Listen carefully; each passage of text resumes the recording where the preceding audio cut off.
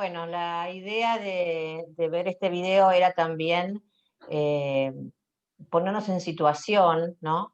De lo que le pasa al paciente, eh, y no dice, y esto nos llega a nosotros, como hablo como profesional de salud, sobre todo en este momento, ¿no? En el contexto de la pandemia, donde eh,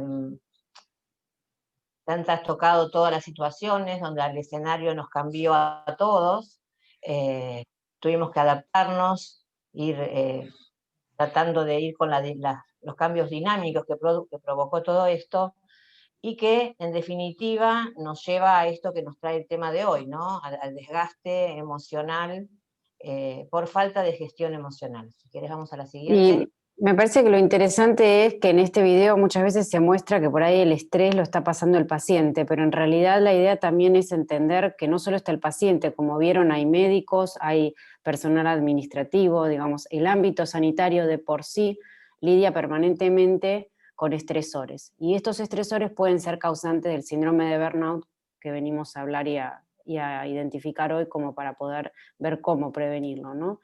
Por eso nos parece interesante bueno, dejar en claro que esto no es un concepto, obviamente, que lo decimos nosotras, está apoyado por la Organización Mundial de la Salud, y justamente la Organización de la Salud, Mundial de la Salud lo que dice es que los trabajadores, y más en el ámbito sanitario, están expuestos permanentemente, ¿no?, a esta posibilidad, justamente porque tienen estrés, y muchas veces en ese estrés, cuando lo ven como una amenaza, pueden generarse o desarrollarse la posibilidad del síndrome de burnout. Por eso es importante para eso desarrollar la gestión emocional, que es lo que venimos a contarles hoy. Entonces, ¿de qué estamos hablando cuando hablamos de síndrome de burnout? Bueno, fíjense que hay una diferencia entre el estrés que normalmente nosotros habitualmente al que estamos expuestos, que más o menos es un nivel de estrés que podemos manejar, y llega a haber niveles de estrés crónico laboral, ¿sí? Se está hablando siempre dentro del ámbito laboral, en este caso dentro del ámbito sanitario.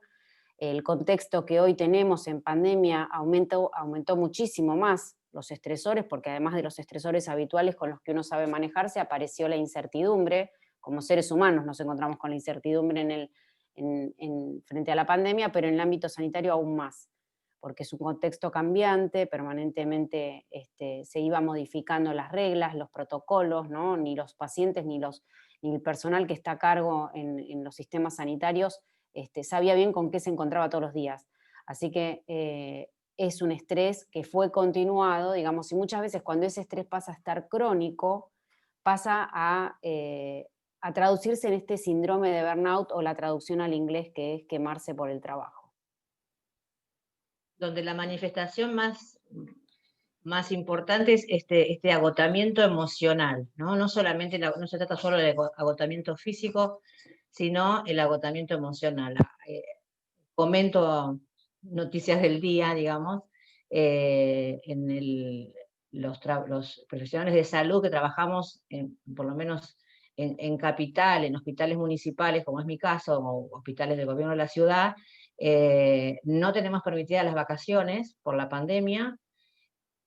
Solamente nos van a dar, aparentemente, 10 días desde enero a junio. En mi caso particular, yo no trabajo en una terapia intensiva, trabajo en un hospital de rehabilitación, pero no me quiero imaginar, o sí, ya lo sé, porque tengo colegas que trabajan, kinesiólogos en las terapias, el síndrome de burnout con el que están, ¿no? O están llegando, lo cual es alarmante, que no nos den Exacto, pues vacaciones. existen diferentes etapas, ahí vamos viendo, por ahí no están ya con un síndrome de burnout, pero están empezando, ¿no? Y si eso no se frena, bueno, va evolucionando. La incidencia del síndrome de burnout se da normalmente en personas profesionales jóvenes, más en mujeres que en hombres, en personas solteras y sin hijos, en profesionales que están en contacto con pacientes, que tienen mucha demanda emocional. Imagínense ahora donde el paciente está aislado, ¿no? Aislado de sus familiares, donde el único contacto y mínimo es con el profesional, donde no hay un equilibrio entre la expectativa que se tiene en relación a lo profesional y la realidad en la que se encuentra. y cuando hay gran cantidad de horas de trabajo. ¿Y cuál es la diferencia, no? Porque estrés sufrimos todos. Fíjense que en el estrés hay obviamente una sobreimplicación en los problemas, hay hiperactividad emocional relacionada a eso que me está sacando el sueño, como quien dice, ¿no? A veces puede tener un efecto positivo, porque a veces el estrés nos puede llegar a estimular a hacer algo, a movernos a hacer algo. La diferencia cuando el estrés pasa a ser crónico, como decíamos antes, y pasa a transformarse en el burnout, es que justamente empieza a haber falta de implicación, hay mucho desgaste emocional, por eso traemos como recurso la gestión emocional, y solo tiene efectos negativos, porque ahora los vamos a ver en profundidad, pero en el burnout empieza a haber un agotamiento en el que ya la gente que lo sufre precisa distancia inclusive de su actividad laboral, ¿no? O sea, si es en contacto con pacientes, no toleran el contacto con los pacientes, es extremo, digamos. Y los vamos a invitar a jugar. Antes habían comentado que vamos a usar el chat. Acá son todos jóvenes, así que no tenemos ni que explicar dónde está el chat. Todos van a tener acceso al chat sin ningún problema.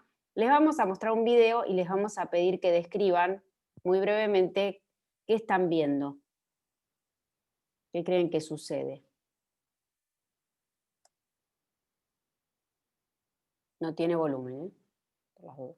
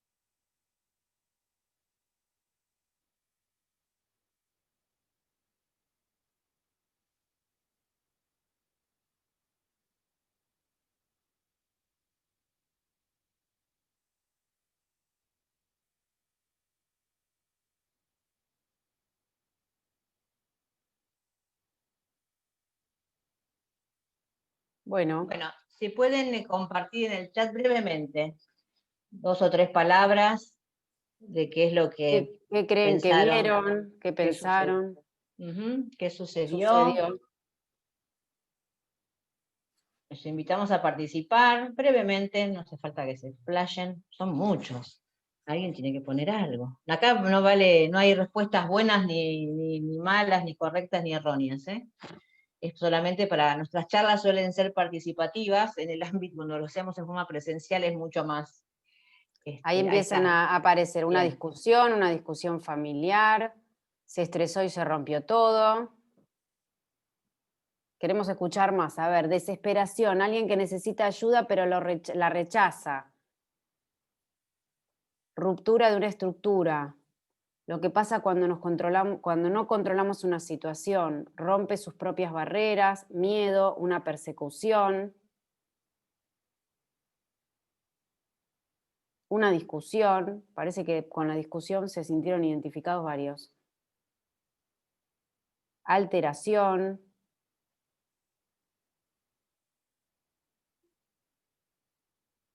Bien. Vamos a esperar unos segunditos más. ¿Vos qué viste, Estela? Yo vi unos triángulos y unos redondeles que se movían. Yo vi lo mismo. ¿Por qué será que nosotras vemos eso y todos los demás están viendo la discusión, la alteración, la persecución? Hay familia, algunos dijeron familias, rompieron sus propias barreras, alteración, ¿no? No sé. A ver, ¿por qué les traemos este juego con esta sutileza muy, muy chiquita? Es que como seres interpretativos, ¿sí? Como seres humanos somos seres interpretativos, todo el tiempo a lo que vemos le damos un significado. Y ese significado no está ni bien ni mal, es lo que a nosotros nos pasa. Lo que cada uno compartió recién en el chat es absolutamente lógico. Ahora, creo que si a todos les preguntamos si vieron 2 triángulos con un circulito moviéndose en la pantalla, entiendo que todos vamos a decir que sí, que vamos a estar de acuerdo.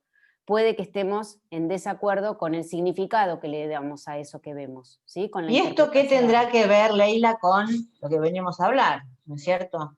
Nos En realidad, agarró O sea, Claro, no. no.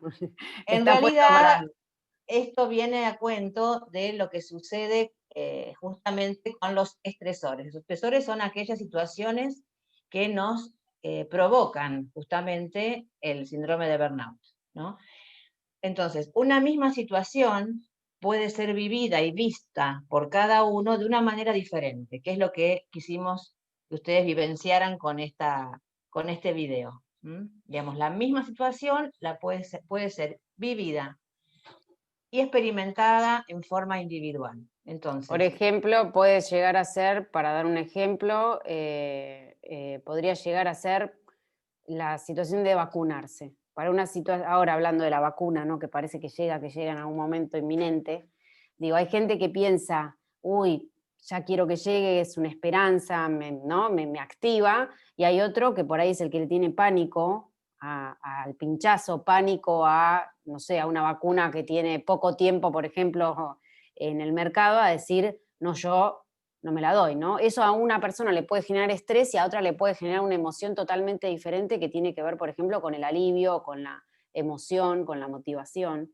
Fíjense que entonces muchas de las emociones que tenemos están dadas por aquello que nosotros interpretamos, ¿sí?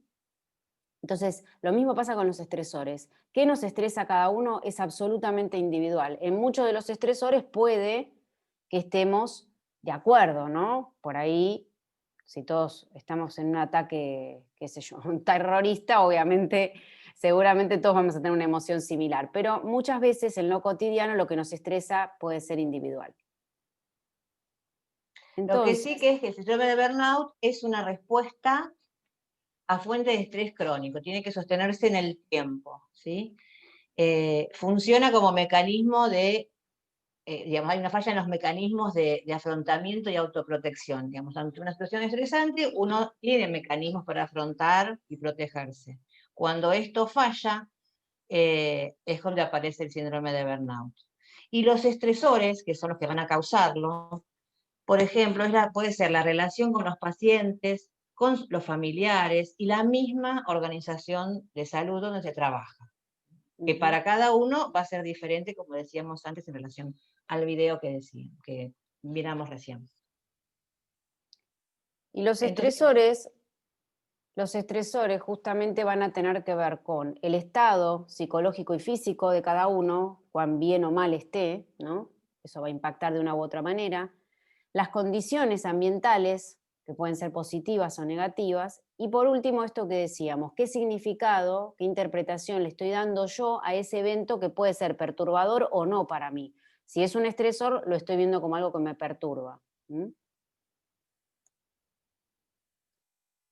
y va a haber variables desencadenantes o antecedentes, ¿no? Cuando hay una dinámica de trabajo ineficiente. En esta situación de pandemia, insisto, todo cambió, la dinámica de trabajo tuvo que cambiar, así que ya ahí tenemos un potencial estresor. Cuando hay conflicto y ambigüedad del rol, en esta situación, los trabajadores de salud tuvimos que adaptarnos y nuestro rol en algunos casos se modificó.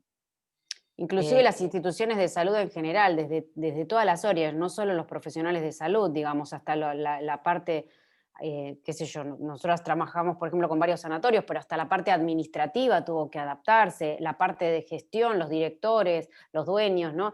O sea, todos tuvieron que repensar la manera de trabajar, inclusive con esta posibilidad de hacerlo hasta de teletrabajo en algunos casos, en los casos que era posible, para reducir los contagios. O sea, la realidad es que en este contexto hubo una transformación del sistema sanitario en total, ¿no?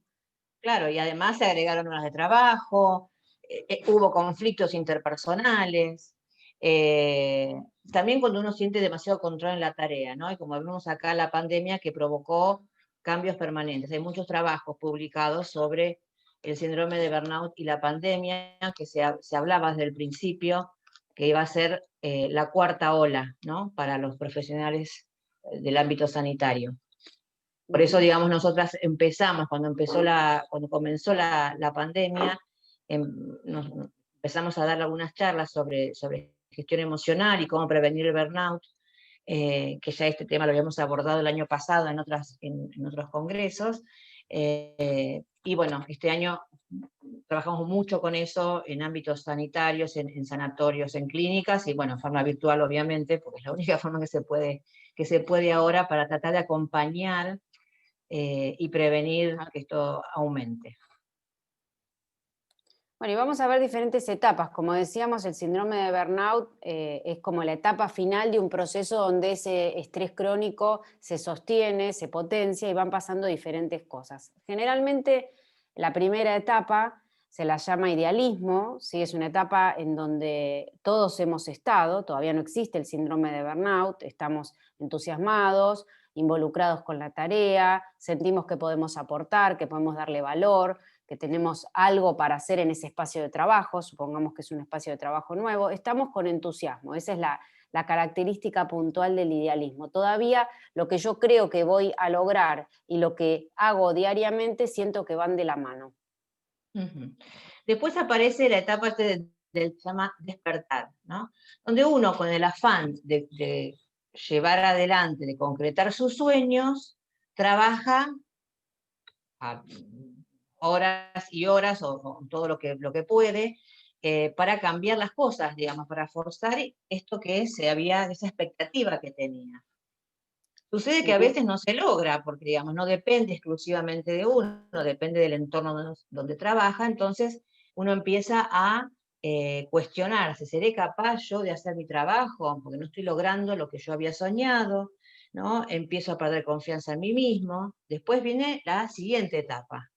Sí, todavía no entramos en síndrome de burnout, lo aviso porque por estas etapas hemos pasado todos, no solo en lo laboral, sino en la vida con lo que nos pasa, con lo que nos vamos seteando como expectativa, ¿no?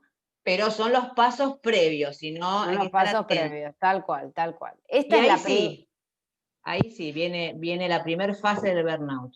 Venimos de todo esto que comentábamos recién, empieza a haber una fatiga crónica, apatía, ya no tengo ganas de hacer las cosas porque si total no logro los resultados que estaba esperando.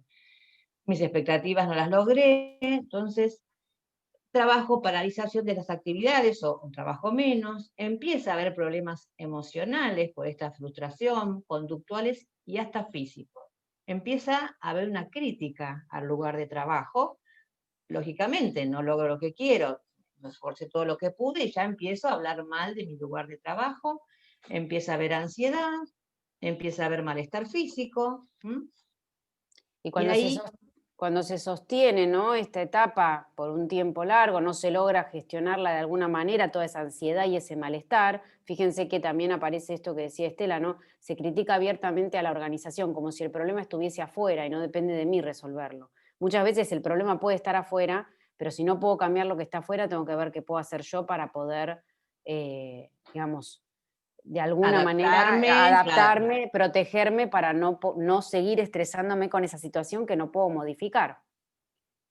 Y Ahí, aparece, claro, le aparece la fase 2, ¿no? Si esto avanza, uno ya empieza a tomar distancia, empieza a trabajar pero con distancia, se evita el contacto con los compañeros, empieza a ver esas faltas al trabajo sin causa justificada, se puede llegar al abandono del trabajo, no por una decisión que uno dice, bueno, no es lo que yo quería, no, porque el anclado en la agotamiento, claro, el agotamiento mental e emocional que y se en la sufre. frustración, ¿no? Y ha habido casos de abandono de la profesión por esta falta de equilibrio entre expectativa y realidad. Y después sí se decreta, una vez que termina esta fase, que se pasa por esta fase, lo que es el síndrome de burnout en sí mismo, que es estar quemado por el trabajo, donde ya aparece todo esto que nombramos acá, ¿no? Hay desesperación, hay un distanciamiento emocional, esto que decíamos, por ahí ya no quiero ni participar, no quiero estar en contacto con nadie, empiezo a desconfiar totalmente de lo que yo soy capaz. Obviamente siento que profesionalmente no puedo alcanzar eso que quería ni brindárselo a la institución, entonces no voy a asumir nuevos desafíos, no voy a querer estar en contacto con compañeros, pacientes, porque siento que no tengo la capacidad de abordarlos. Y muchas veces lo que termina sucediendo es que por no arriesgar, digamos, por no perder el puesto de trabajo, continúo yendo, si es que no abandoné la profesión antes, ¿no? O abandoné el trabajo antes en la fase 2, Y eso justamente altera muchísimo, porque fíjense que una persona que esté trabajando en una institución de salud donde está en contacto con pacientes, que obviamente partamos de la base que el paciente no elige estar en esa situación, ¿no? Como paciente, como todos nosotros hemos pasado por la situación de ser pacientes y no lo elegimos, la realidad es que no tiene capacidad de brindarse al otro, de contener al otro, porque está en este estado que estamos describiendo en este momento, ¿no? Entonces termina siendo un riesgo también, inclusive para la institución, para la entidad sanitaria, porque es una persona que no está muy centrada en saber emocionalmente y profesionalmente lo que es capaz de hacer. Entonces empiezan a haber consecuencias cuando existe el síndrome de burnout, tanto para el individuo como para la organización. Como recién Para el decíamos, individuo, claro, esto lleva a causar enfermedades, hasta alteraciones psicosomáticas de diferente tipo, ¿no? Que se manifiestan en el cuerpo, como dolores de cabeza, cansancio, irritabilidad, empieza a haber insomnio, una serie de síntomas. Y el impacto en la organización de trabajo es lo que decía Leila recién. Hay accidentes porque involuntarios, hay mal rendimiento, baja la calidad asistencial y hay ausentismo. Es importante que se conozca el síndrome de burnout en las instituciones, estamos hablando en este caso de salud, para estar atentos cuando detectamos a alguien que puede estar empezando o está en la etapa inicial, ¿no? Para que no llegue a este extremo.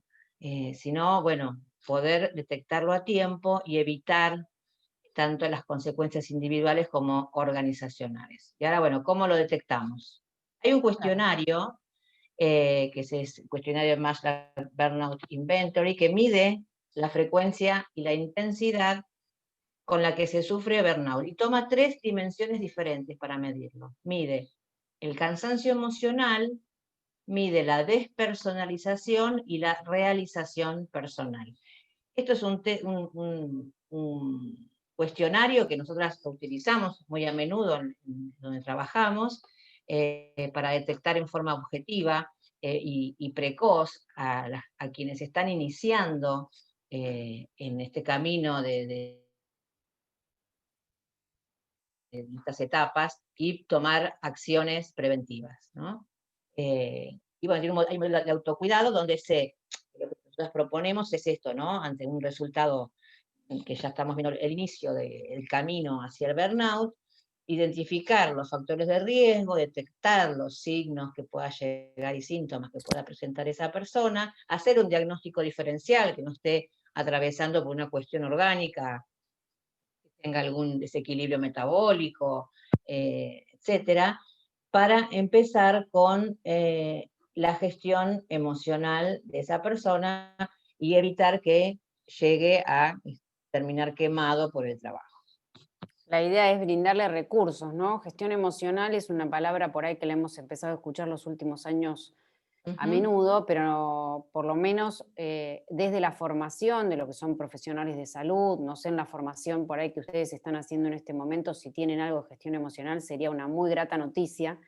Nos pueden Pero comentar en el chat, pueden sí, comentar en el chat, así ya vamos pero, sabiendo un pero poquito. en general no está incluido dentro de lo que son, digamos, contenidos de formación, la parte de gestión emocional. Y la verdad es que como seres humanos todos precisamos, no solamente en lo laboral, gestión emocional para poder afrontar aquello que nos genera estrés o nos genera lo que son mal llamadas emociones negativas, ¿no? Sí, además, Leila, no se, digamos, esto de las que hablamos de la gestión emocional y que vamos a ir más adelante avanzando, en realidad tiene que ver con, no solo con el ámbito sanitario, ¿no? En cualquier otra, en casa, en la vida, ahí está diciendo que estudia terapia ocupacional y no damos en toda la carrera gestión emocional. Y fíjate, ¿no? Yo como kinesióloga te entiendo también, digamos, estamos trabajando, digo, de lo que uno sabe, lo que yo puedo aportar, es que estamos trabajando con el sufrimiento y el dolor de otras personas que van atravesando por diferentes emociones durante el tratamiento, que muchas veces nos vamos cargados, ¿no? Llegamos a casas cargados con todas esas emociones que por ahí desencadenan en una pelea en casa o en la administración de salud tampoco. Y, y que digamos, y que hay herramientas, hay formas, hay recursos para poder atravesar esto sin el desgaste. Así que bueno, es una invitación a que a quienes estén a cargo de estas carreras que lo incluyan. Nosotros venimos trabajando hace varios ya, creo 5 o 6 años, en la Universidad de Buenos Aires, en la carrera justamente de kinesiología, dando algunos contenidos, tanto para alumnos, damos también dentro de lo que tiene que ver con la residencia de kinesiología, cuando abordamos el tema del liderazgo, ahí también, cuando hablamos de liderazgo y capacitamos el liderazgo, por supuesto va también unido de la mano de los recursos de gestión emocional, ¿no? Y hay algunos mitos, ¿no? Que dice que los profesionales de salud tenemos que controlar las emociones, que no tenemos que ser fríos, duros ante, ¿no? Y eso en realidad es un mito, porque, y además nos deshumaniza, ¿no es cierto? Estamos, en todos lados se lee y se va hacia la humanización de la salud, entonces ese mito de que uno tiene que ser duro y no involucrarse era algo que ya pasó, ya no es más esto. Ahora, ¿cómo hacemos para poder familiarizarnos con las emociones? ¿Cómo hacemos para que los estresores no nos impacten? ¿No? Todo el mundo habla, bueno, si ustedes tienen que elegir ir a un médico, a un kinesiólogo, a terapeuta ocupacional, lo que fuere, ¿a quién eligen? ¿A alguien que está así controlando las emociones? Uno, ¿no? ¿O alguien que es un poco más contenedor, que puede escuchar, que tiene esa capacidad de escucha? Pero no hay duda, van a elegir a esa persona. Ahora acá el riesgo es que ese profesional no tenga esos recursos y termine quemado. Entonces hay que desarrollar esta competencia emocional. Sí, en nuestra experiencia en contacto con profesionales de salud, creemos que es más la carencia, ¿no?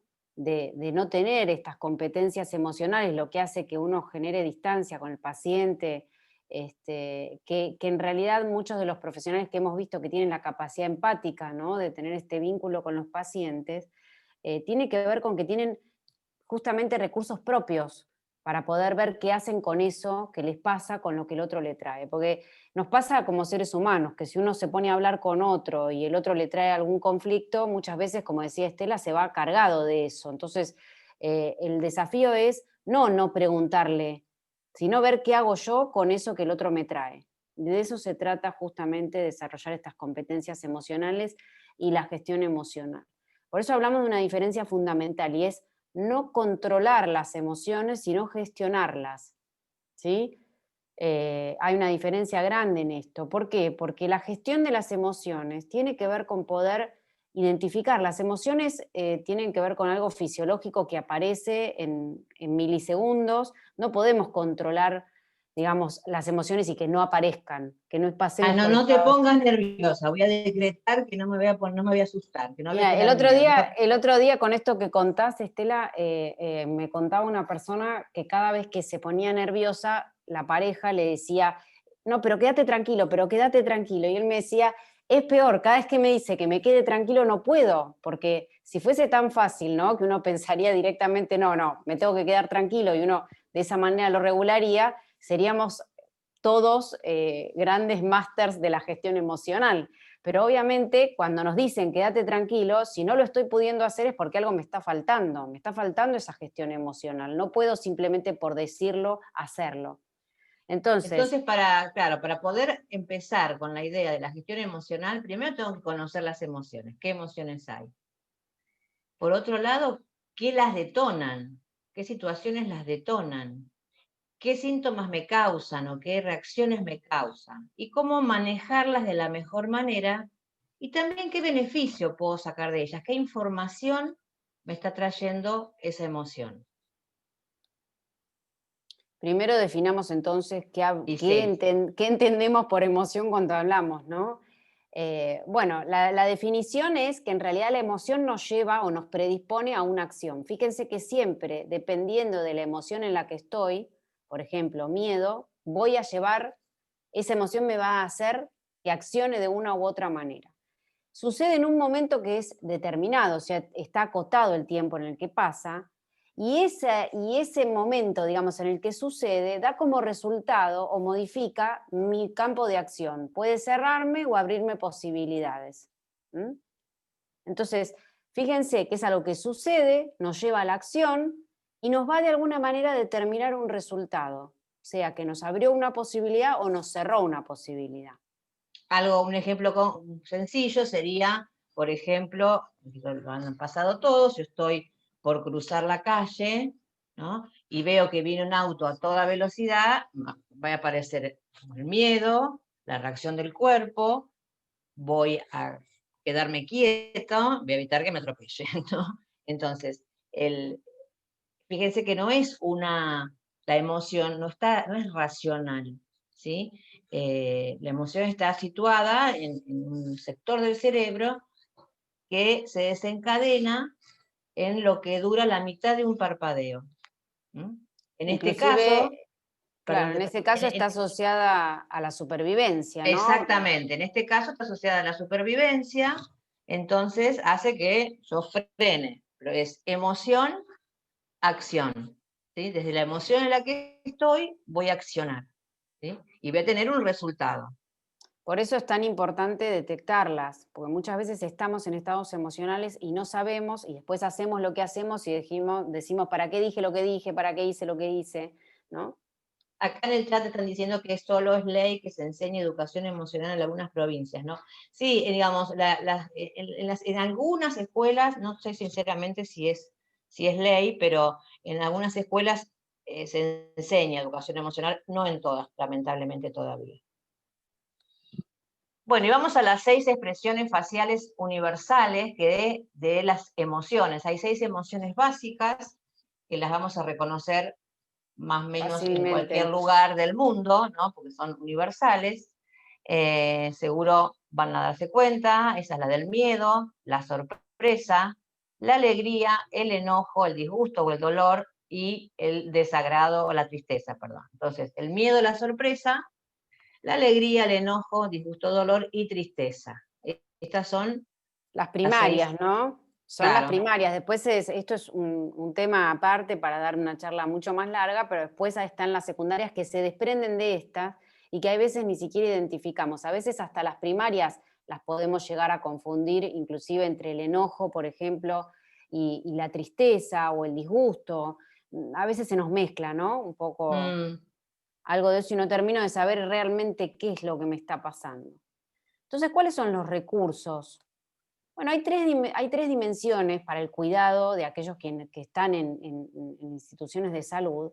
Y las tres dimensiones son la personal, la interpersonal y la organizacional. Fíjense que la personal depende de cuidar la propia salud, la interpersonal está relacionada con los equipos, el liderazgo, lo que sucede en la relación con otros, que es y lo la que nosotras organización. hacemos habitualmente en nuestro trabajo, ¿no? Fíjense Ujú. cómo un buen líder y una buena gestión de los equipos es una dimensión que previene el síndrome de burnout, ¿no? Todas estas situaciones que generan conflictos son fuentes de futuros o probables de burnout, ¿no?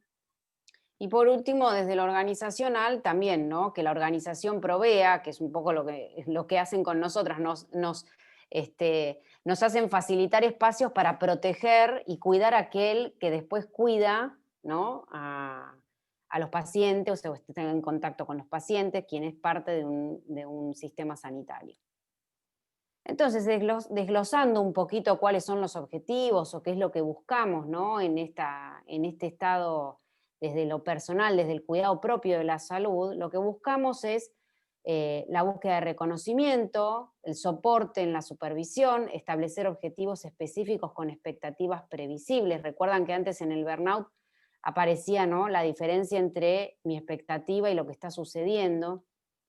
Mantener límites claros en las obligaciones profesionales, poder hacer actividades de tiempo libre y tener tareas que sean variadas, que no esté todo el foco puesto solamente en un solo lugar, ¿no? Por eso les traemos algunos tips. Este tema es bastante amplio, pero lo que les sugerimos es que empiecen a tener registro de cuáles son sus conversaciones, no las conversaciones que tienen con los otros, sino la conversación que nosotros con Estela le llamamos el FM yo, ¿no? Esa radio que tenemos prendida donde permanentemente, a veces consciente y a veces inconsciente, nos decimos cosas a nosotros mismos. Desde estoy llegando tarde, no voy a poder, cómo voy a hacer, uy, me olvidé de hacer tal cosa. Todo eso que muchas veces lo tenemos como en mute, ¿no? Por decirlo, en silenciado, ahora que hablamos tanto de micrófonos, de mutearnos o no. Bueno, muchas veces es empezar a tener conciencia, bueno, ¿qué me digo? ¿En qué tono de voz? ¿Cuál es el volumen? ¿Cómo siento o dónde siento? Si esas situaciones me están desencadenando una emoción, si las estoy percibiendo en el cuerpo, ¿no? A veces uno dice, bueno, por ahí frente a esta misma situación, ahora me doy cuenta que siempre me da como un retorcijón en la panza y eso me da angustia, por ejemplo. Empezar, Claro, ese es empezar a... empezar a detectar, empezar a estar atento a lo que nos decimos, porque nuestros pensamientos también desencadenan emociones, no solamente una situación externa la que nos va a desencadenar una emoción. Supongo que a ustedes, hay muchos estudiantes acá, creo que son la mayoría, ¿no? Ante un examen, yo la pasaba fatal en mi época de estudiante, antes del examen empezaba me decía, no me van a tomar lo que no sé, no, empezaba con que decía Leila, ¿no? Este dolor de estómago y llegaba a la mesa de examen aterrada y ese miedo, ¿qué hace? El miedo paraliza, uno huye o se paraliza. Bueno, más de una vez me dio ganas de salir corriendo, ¿no? Pero Bueno, todo partía, hay gente que no se presenta a un examen por esto, ¿no? O sea, yo. también pasa. Por eso digo, todo parte, fíjense, de un pensamiento que me lleva a una emoción y esa emoción me puede llevar a una acción, que esa acción me abre o cierra posibilidades, recapitulando lo que decíamos antes. Claro, tengan en cuenta este ejercicio que habíamos hecho del triángulo, ¿no? Del video que habíamos visto, que todo eso que yo me digo muchas veces tiene que ver con el significado que le doy. Por eso decimos que hay manera de gestionarlo. Por ahí no puedo cambiar la situación del examen o la situación que me genera un estrés. Por ejemplo, no sé, las horas de trabajo, como decía antes Estela, ¿no? Las largas horas de trabajo que muchas veces impone el sistema sanitario. Pero lo que buscamos en realidad es, bueno, eso no lo puedo modificar, pero ¿qué me estoy diciendo o cómo estoy haciendo cómo estoy interpretando esa situación para mí? Porque eso es lo que después puede generar, o lo puedo ver como un estrés, como un estresor, y puede generar emociones que desaten todo esto que contaba Estela recién. Por otra parte, desde lo que tiene que ver con la parte interpersonal, la relación en el equipo, los líderes, los jefes, ¿no? El lugar que ocupamos en relación a los demás, es importante que empecemos a detectar cómo se siente una persona que es parte de un equipo. ¿M? Empezar a detectar si tienen niveles de estrés, si Claro, una cosa es sienten... que sea, perdón, lo quería aclarar, perdón que te interrumpa, Leila, pero me siento muy identificada con esta situación. Digamos, cuando uno se siente fuera del equipo, ¿no? Porque en esta situación de pandemia se han tenido que reorganizar equipos, reorganizar horarios, reorganizar pacientes. Cuando uno no se siente parte del equipo, eh, empieza la escalada del agotamiento. En cambio, si uno se siente parte de ese equipo, donde uno es tenido en cuenta, disminuye el estrés, uno se siente más útil, se siente apoyado por sus compañeros y por supuesto con menos sobrecarga, tiene la posibilidad, ¿no? de pedir ayuda, de sentirse Sí, está acompañado. la cooperación, ¿no? Existe lo que pasa en los equipos, que es la cooperación y también la responsabilidad compartida. Entonces también los estresores bajan, el resultado no depende solo de mí, sino de un conjunto. Y bueno, justamente para eso hay que garantizar que haya equipos que sean efectivos, ¿no? Que funcionen bien los equipos. Para eso tiene que existir una cohesión en el equipo, esto que decía Estela, ¿no? Una unidad en donde todos participemos, todos aportemos. Eso no puede existir si no hay un liderazgo que sea efectivo. En ese liderazgo lo que se busca justamente es que haya cierta autonomía en las acciones, en las decisiones, en la gestión. Por eso decimos que Ujú. los líderes en realidad son parte del equipo y cambiamos la palabra jefe, que era algo un poco más antiguo, por un líder que es quien también hace partícipe a su equipo y funciona como parte, ¿no? Del equipo brindando autonomía. El problema es que en en el ámbito sanitario, los jefes de los servicios son, como dice Leila, son jefes y no líderes, ya desde el título nada más. ¿Por qué? Porque no hay formación tampoco en liderazgo. Sí, como les decía, estos últimos años, desde la residencia por lo menos nos han invitado para dar algunas herramientas, porque por supuesto es larguísimo el tema del liderazgo, pero hay unas herramientas prácticas para que su desempeño sea mejor y logre estos equipos efectivos que se buscan, ¿no? Bueno, y desde el ámbito, desde el último, ¿no? Desde la última esfera que decíamos que hay que empezar a reforzar todo esto para no llegar a síndromes de burnout o a fases previas al síndrome de burnout, está lo que la organización puede hacer. Desde ese lugar, nosotras creemos y confiamos en esto porque somos parte de esto, ¿no? De dar capacitación en todo esto, es justamente estimular la formación continua de quienes están en el sistema sanitario, facilitar espacios de supervisión justamente para poder saber y chequear si esa expectativa que se tiene desde lo profesional está sucediendo, si hay algo que puede cambiar. Recuerden que hay el síndrome de burnout, mucho tiene que ver con la diferencia entre lo que creo o lo que quiero que pase y lo que está sucediendo, así que los espacios de supervisión son espacios de intercambio para poder chequear eso. También son espacios donde se puede reconocer qué es lo que se está haciendo bien o reforzar la manera de hacerlo mejor. Y por otra parte, también son espacios en donde cualquier conflicto institucional que esté generando un estresor se pueden justamente sacar a la luz y gestionar de alguna manera. Entonces, fíjense que lo que se busca es tener espacios no donde el conflicto no exista, sino donde el conflicto se pueda gestionar y que eso no escale en la posibilidad de ser un estresor dentro del sistema sanitario. Para cerrar Sí, vamos a hacer para cerrar el encuentro, vamos a proponerles una dinámica que es para que lo hagan, se lo lleven como individual. perlita para casa, que sería un poco empezar a aprender sobre la gestión emocional. Entonces, pedimos que escriban una situación en el trabajo en la que no te sentiste bien o Puede ser el estuviste trabajo, puede ser incómodo. en el estudio, ¿no? Depende del... Sí, puede ser en casa. Estamos hablando de burnout, pasamos a la siguiente.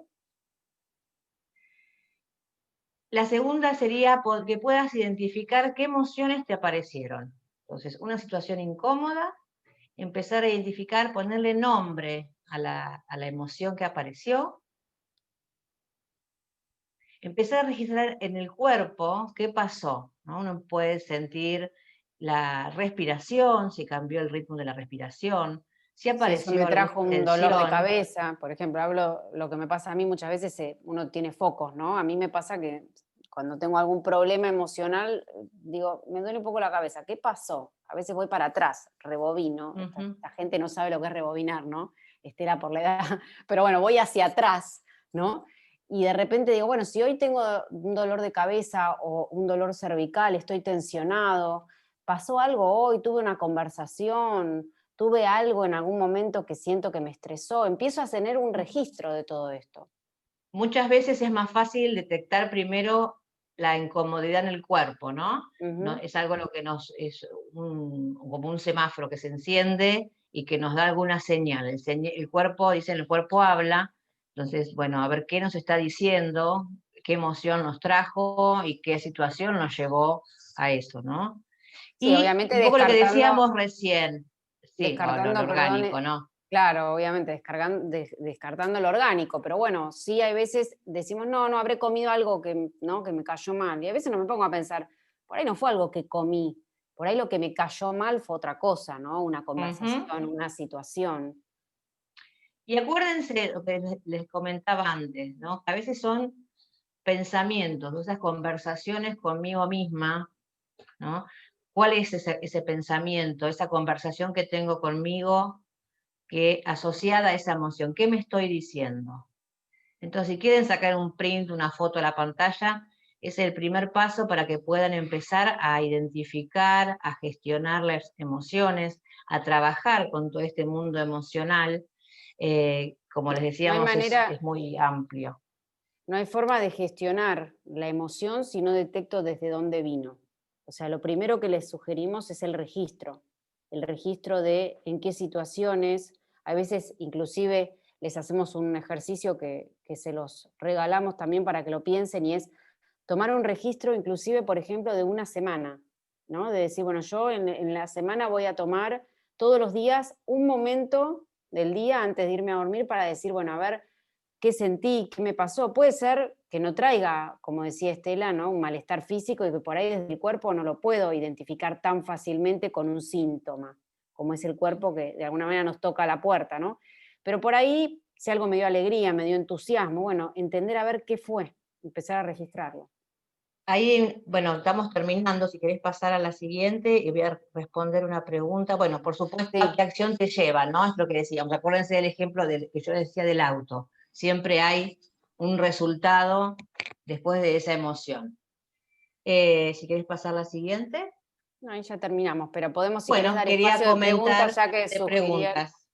Sí, Sí, acá dicen, por ejemplo, si registramos, pero no depende de nosotros, ¿qué hacemos? En realidad, eh, la situación puede ser externa, que nos genera una emoción determinada, pero yo tengo la capacidad y la posibilidad de elegir estar o no en esa emoción.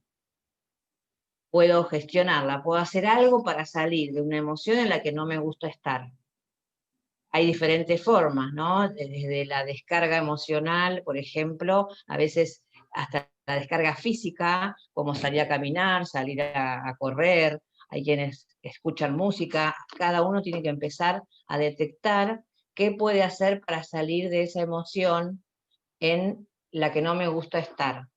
Pero tengan en claro esto, no estamos atados a la emoción no nos toma, nos trae nos información, ¿no? exactamente, nos trae información de lo que sucede. Entonces, si esa situación que me está generando una emoción que no me gusta, bueno, tengo que analizar esa situación, ¿no? ¿Qué puedo hacer con esa situación que no me gusta? Ahí está mi poder de decidir. ¿Quiero Sí, seguir enojada? ¿Quiero seguir estando mal? Bueno, a veces quiero seguir enojada.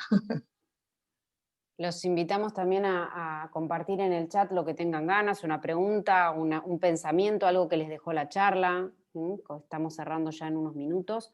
Bueno, y Acá, acá dicen cómo creen que impactó el home office a las personas, ya que muchos dicen que es peor trabajar en casa que ir al lugar de trabajo. Por supuesto, digamos, por nuestra experiencia ha habido diferentes situaciones. Por un lado, es las familias que conviven con hijos chiquitos, el impacto fue bastante bravo porque es compartir todo el tiempo en casa con la familia, ¿no es cierto? No sí, es o lo los que mismo. están, a veces los que están solos también ha pasado, ¿no? Porque pasan mucho tiempo solos, los No que no conviven interactúan con con otros. otros, no hay límites de horarios en el home office, en general el comentario es este, ¿no? Que no hay un límite, uno va a trabajar en una oficina, termina el horario, se va. Pareciera que el home office son 24 horas.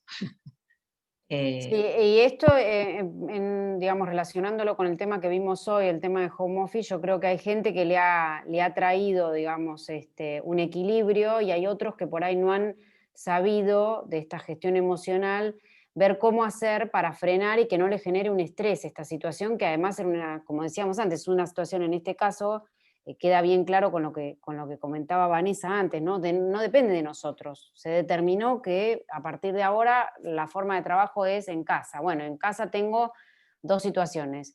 Puedo estar súper estresado porque, como decía Estela, mi lugar de trabajo no está apto con mi circunstancia o mi contexto en el que vivo, porque no puedo poner horarios, porque no sé decir que no, porque no puedo hablar con mi jefe y decirle, bueno, yo voy a trabajar hasta las 6 de la tarde, después apago el teléfono, por ejemplo, ¿no?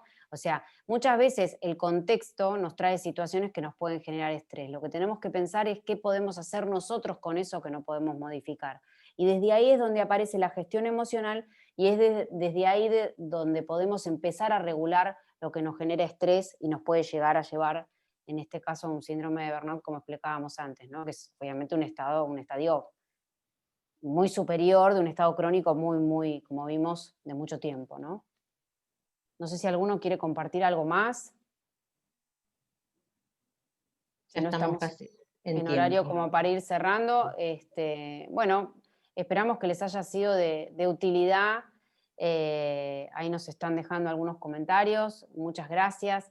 Creo que estos espacios son espacios de contenidos por ahí distintos a los que habitualmente ven en congresos o en formaciones, pero nosotras velamos hace ya casi 7 años porque esto aparezca permanentemente, porque creemos que como seres humanos lo necesitamos, y en medios donde uno está permanentemente frente al estrés o en contacto con pacientes o con situaciones, en el caso de la salud y del ámbito sanitario, creemos que son fundamentales para protegernos, ¿no? Bueno, muchas gracias a todos, muchas gracias por la invitación de nuevo. Bueno, estamos a disposición, ahí dejamos en el No chat. sé si Fernanda quiere cerrar, o alguna de las chicas de la organización, les damos el pase.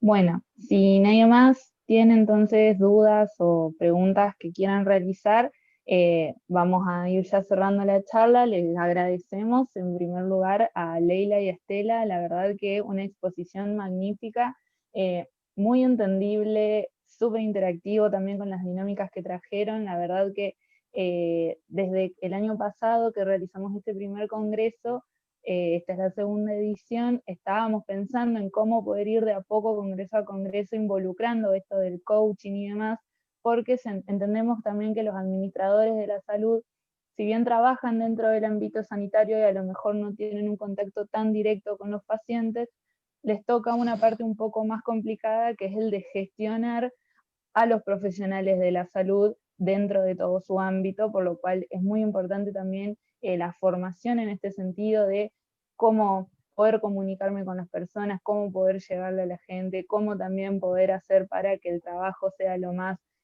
próspero posible.